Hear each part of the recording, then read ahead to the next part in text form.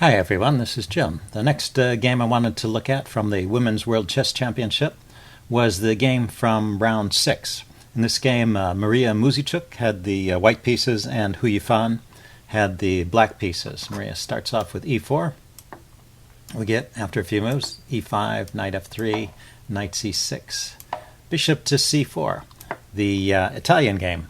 This used to be a very rare guest at the top levels, but you see it more and more often these days, probably because the traditional Ruy Lopez seems to have run into the Berlin defense and that hasn't found a way around it just yet. So some players have experimented, particularly ones that like to play the Ruy Lopez, have been experimenting with the Italian game, which leads to similar kinds of positions. An interesting play.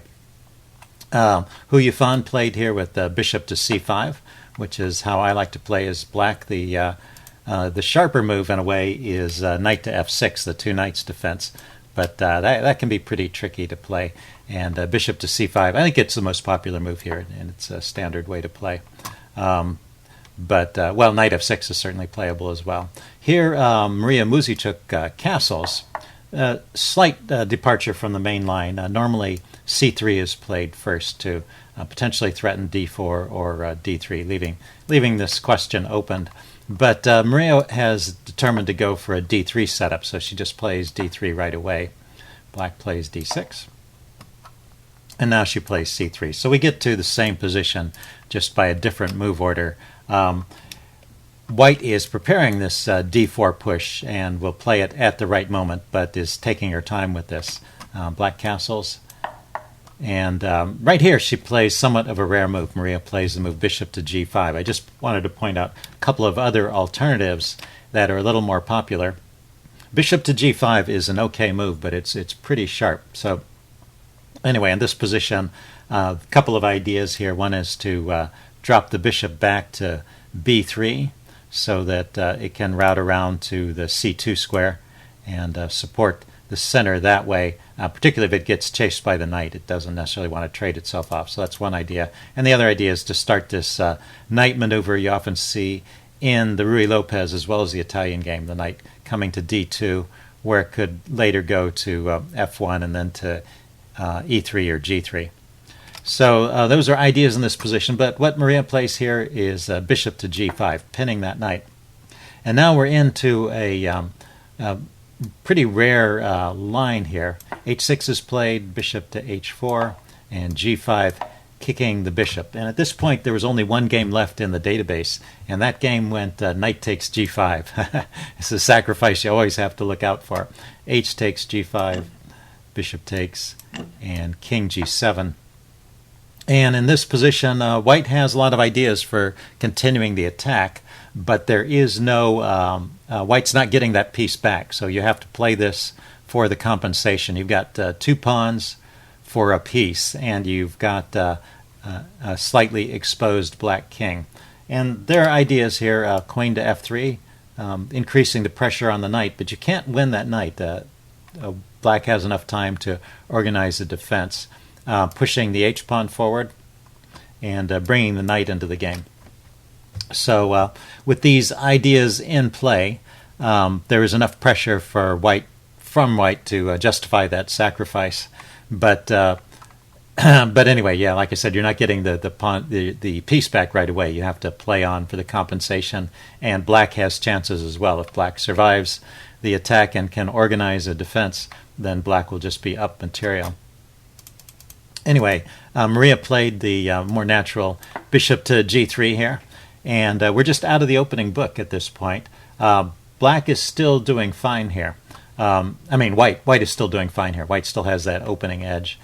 Black decides, her kingside pawn structure is a little bit damaged, but she decides to try and take advantage of that in a way by playing g4, pushing this pawn forward, kicking the knight around, and then bringing her knight to h5. So this is a way of getting some compensation for the damaged pawn structure by grabbing the bishop pair. Although this potential exchange sits here for quite a while, because it's not easy for white to defend this bishop. I mean, the bishop is defended, but it's not easy for white to get that bishop out of trouble, to move it to a square where it can't be traded. For example, f3. You might like to play f3, but that's strictly illegal because of the pin. And similarly, if you try and play h3 to give the bishop an escape square, then just knight takes bishop, again taking advantage of that pin. The bishop is a loose piece. So the h-pawn has to stay back to defend the bishop, and the f-pawn has to stay back because of the pin. And so as a result of that, there's no way to prevent black from taking off this bishop at a moment of her choosing. So Mariya pushes on with a4. This is an interesting way to play. I'll often just push b5 immediately, but a4 is an interesting way to start this. It threatens b5. b5 now is a threat, and if the bishop drops back, b4 is a threat, bishop drops back, and then a5 traps the bishop. So you can sometimes catch an unwary opponent. Of course, Yifan spots this idea, plays a6, and now knight a3. This was actually the main purpose of that a5 move, although it comes with tempo, because when you play a4, when you play a4, it forces a6, so it's basically a free move. And now the knight gets the square on a3. It's just a route to get to c2, but it's played at a moment when it's defended by the rook. That's the point of pushing the pawn forward, is so bishop takes knight. You don't have to take back with the pawn, you can take back with the rook. So black is not motivated to do that exchange, and instead plays queen to g5, bringing her queen out over to the king side. Now knight to c2, Mariya continues her maneuvers with the knight. Bishop to a7, this bishop just drops back. At some point there's going to be this d4 push. In fact, knight c2 may already have been threatening d4, which would come with a tempo on the bishop. So the bishop drops back to a position where it's out of trouble, but still looking out at this really excellent diagonal. The knight hops into e3, so this interesting knight route that has occurred here, like this kind of maneuver with the knight, and it's got it over to the center of the board. It's looking out at some key squares here and putting pressure on the advanced g-pawn, which has been pushed forward. Black's advanced g-pawn. Okay, black plays knight e7, bringing her knight over, and now d4 is played, just opening up the center. Let's see. d4 here, I think there were some options besides playing d4. d4 was a bit of a risky move. Yeah, if we back up here, I indicated some of the other possibilities in this position. So queen to b3 is an idea here, lining up on this light square diagonal. a5 is an idea, clamping down on the queen side, and a rook to e1, defending the knight here, which is under a little bit of pressure. The bishop and the queen are both coordinating on that. So notice that f3 is still ruled out. Now it's not due to the pin, but it's due to the fact that it would lose the piece on e3. So d4 is an attempt to shut down this diagonal, but it is a risky move. So some of these other moves would be a little bit safer. After d4, Yifan drops the queen back to g7 immediately, but actually there was a chance for black to get a slight edge here. And the line goes e takes d4. This is pointed out by the chess engine. C takes d4. And now knight takes g3, taking off that bishop finally. And then the queen drops back to g7. And it looks at first glance like white has a big center here, but the center is kind of fragile. There's pressure on the d-pawn, and overall it looks like black is doing well in this position, if you at least if you trust the engine evaluation. I guess one point is that white doesn't really want to play a defensive move like knight to c2. So that would be best play in a way for black to get maybe a slight edge. The queen instead dropped back to g7 immediately, and this still leaves white with that some kind of opening advantage, because now white takes first here on e5, although that does open up the diagonal. So she wasn't able to keep this diagonal closed, but it did solve the problem of the fragile pawn center there. D takes e5, and now knight e to f5. The knight hops in here and starts to get active and trying to take advantage of these open squares and weaknesses around black's king. Black takes off that knight, and Mariya takes back with the pawn. And kind of an interesting choice, but I think she didn't want to. If taking back with the knight probably would have led to more trades, and she's trying to keep the material on the board, and so she takes back with the pawn. And after bishop to c5, this bishop comes back out. Maybe it has ideas of routing over to the king side in some cases. There's an interesting opportunity for white in this position. So if you want to take a moment, there's one pretty good move here. If you might want to think about this position for a while and see if you can spot the move for white in this position.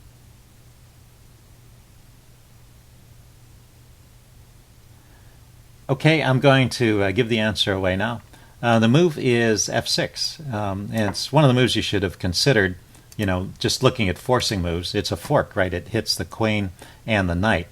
Now, the pawn can be taken in two different ways. It can be taken with either the queen or the knight.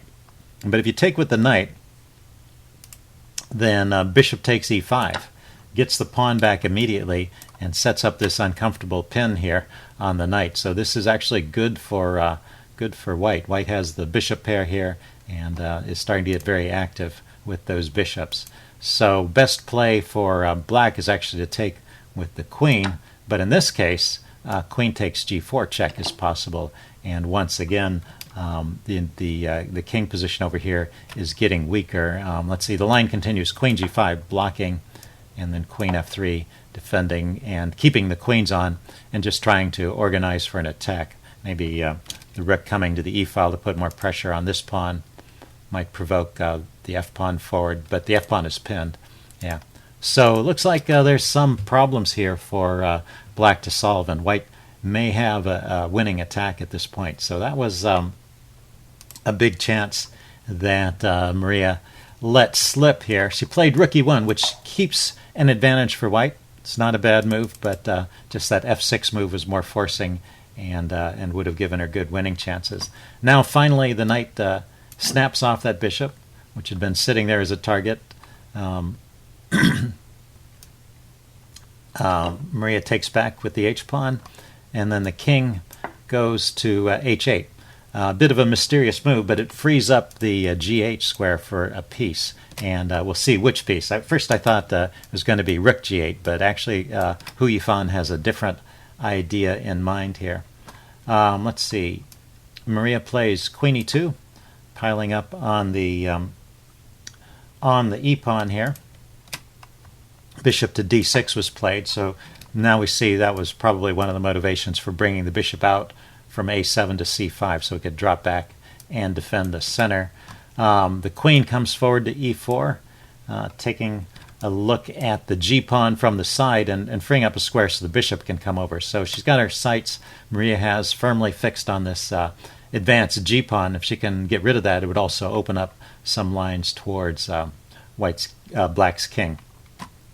It also, at the same time, is hitting the b-pawn, so rook to b8 was played, and now bishop to e2. So she was able to reorganize her pieces that way with a tempo and pile up on the g-pawn. Now h5 was played, defending that, but this does free up some squares. There's a possibility maybe if you can get an f3 somehow, maybe the knight could maneuver around to that g5 square.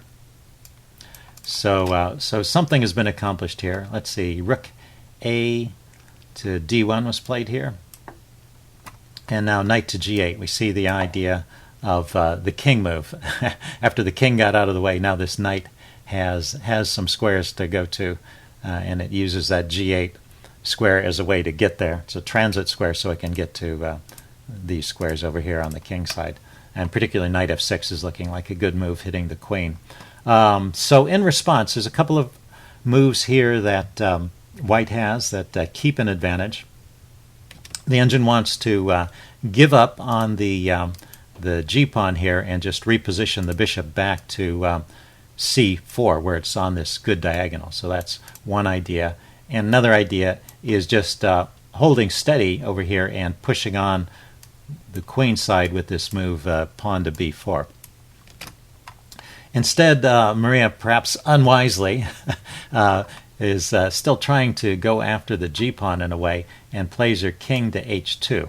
I think the idea is that it's getting the king off of this diagonal so that this f3 pawn can be pushed forward. And as I mentioned, there are some good ideas here. If there's an exchange, the knight can take back and then maybe hop into the g5 square. And then also just trading off some pawns here would weaken the king side a little bit for black. But there's one really good move here that actually turns the tables and starts to give an advantage to black. So let's see. If you want to think about it, see if you can find the best move for black in this position. It's not exactly a tactical move. I mean, it's not an immediate tactic, but it just increases the pressure on white. Okay, the move that Yifan played in this position was queen to g5. And it's pretty interesting. I mean, it's taking a look at this f-pawn here. It's getting out of the way of any potential f6 pushes with tempo. And it's putting pressure on the knight, which is not immediately obvious why that's pressure. But the bishop is on the same diagonal as the king. And if this pawn were out of the way, this pawn would be pinned and the knight would be loose. So these are some of the tactical ideas in the position that are brought to light by this move, queen to g5. Let's see. So now, for example, f3 can't really be played, which seems to be what Mariya was angling for all along, trying to get the move f3 in. But queen g5 stops that. So if f3 were played, knight to f6 comes with tempo, hitting the queen. And if the queen drops back to d3, trying to hold on to this pawn, then e4 comes with the tempo, and things just fall apart here because now the knight is hanging, the pin is in effect, the knight is hanging, the queen is under attack. So that's just not playable at all. The queen drops all the way back to c2. Then black can take. If you take back with the knight, the queen drops back to g7. And maybe knight d2, trying to reroute this knight to this square. The queen's still controlling the g5 square. And then e4 can be played here. And that kind of shuts the knight out. And black has turned the tables. Black has just got a better position here. So there is trouble for white in this situation. There's the threat of this pawn coming forward and the knight hopping in as well. Actually, the bishop controls that square, but the pawn coming forward is the threat. Okay, so let's back up to the game. After queen g5, Mariya had to play bishop to c4. Just couldn't get in that f3 move that she wanted to play. And now knight f6. So the bishop move freed up a square for the queen. The queen can drop back to e3 now. And e3, by the way, wasn't possible in the other line because the bishop, the queen would have been undefended on that square with the pawn pushed forward and the bishop blocking the rook. So, but now it's possible. But this leads to a queen trade. And the pawn push to e4 comes anyway. And without the queens off, with the queens off, black's king position is pretty safe. And so white's attack has kind of faded at this point, and black is starting to turn the tables. So black is already a little better. Mariya drops her rook back to the second rank to defend. Rook b to d8. This was brought into the game, no longer needing to defend the b pawn. Bishop to b3. And now rook to d7.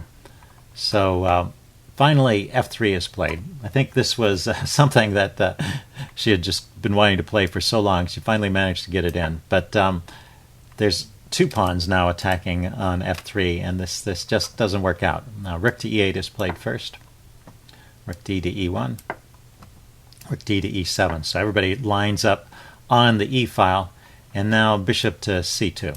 So she's hoping to win the pawn back this way, but bishop to c2 actually loses the game. So black was increasing the pressure and had the advantage through here, but this bishop c2 is the losing move.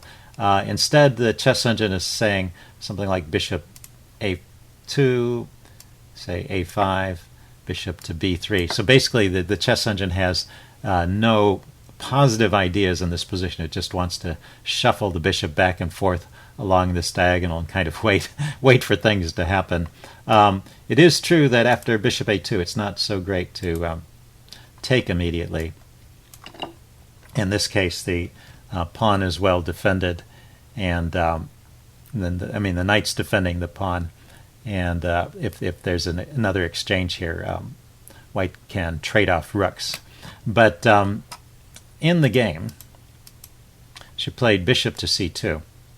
And now there's one really good move here for black. So if you want to spot the idea, spot the tactic for black, or spot the idea, this is a good chance to pause the video and think about this position. What would you play as black here?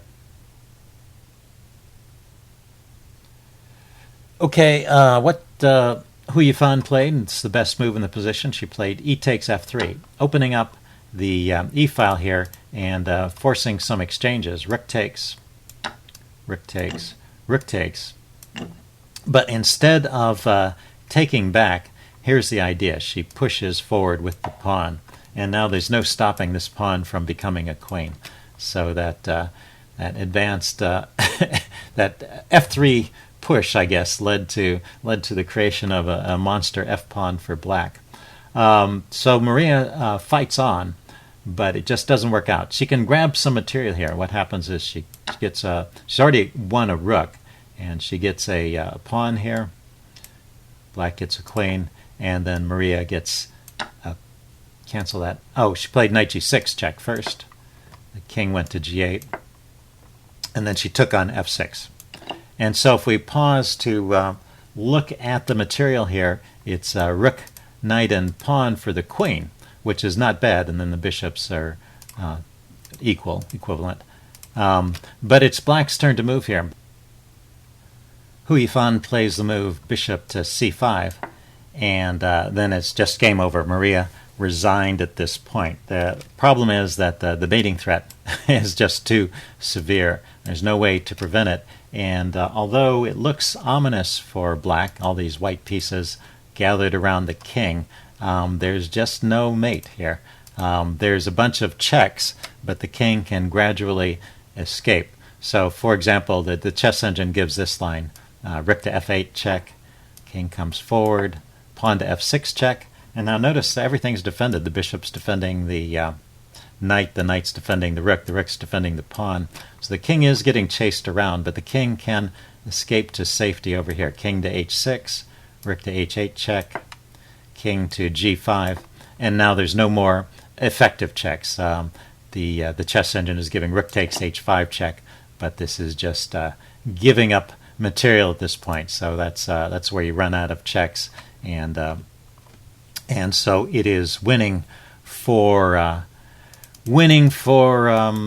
black. So after bishop to c5, Mariya resigned, and Yifan, after 6 rounds, is 2 games up over Mariya.